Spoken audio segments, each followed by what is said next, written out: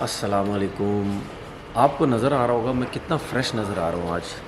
اتنی خوشی ہو رہی ہے مجھے کہ انڈیا والوں نے جو مجھے بین کیا ہے، یقین کرو دل سے خوشی ہو رہی ہے اور قسم سے جان چھٹی آپ لوگوں سے.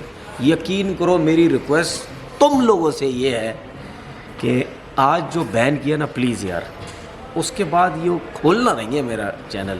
اس کی وجہ یہ ہے کہ جب سے میں نے یوٹیوب چینل بنایا، یہ انڈیا کے کچھ لوگ اتنے گندے گھٹیا سوچ کے لوگ جب کمنٹ کرتے تھے نا تو یقین کرو میرا پڑھنے کا بھی دل نہیں کرتا تھا.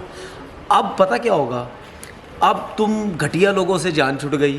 کمنٹ بہت کم آئیں گے، اور آئیں گے تو انڈیا سے باہر کے لوگوں کے آئیں گے جو کہ وہ دیکھتے بھی تھے میرا چینل، وہاں سے فون بھی آتا تھا، میسیجز بھی آتے تھے. اب ان اچھے اچھے لوگوں کے میرے پاس کمنٹ آئیں گے، جب ان کو پڑھوں گا مجھے مزہ آئے گا. نہ اس میں گالیاں ہوں گی، نہ گندی گھٹیا سوچ ہوگی، تو ان لوگوں کو رپلائی کرنے کا مجھے بہت مزہ آئے گا. سمجھ آ گئی؟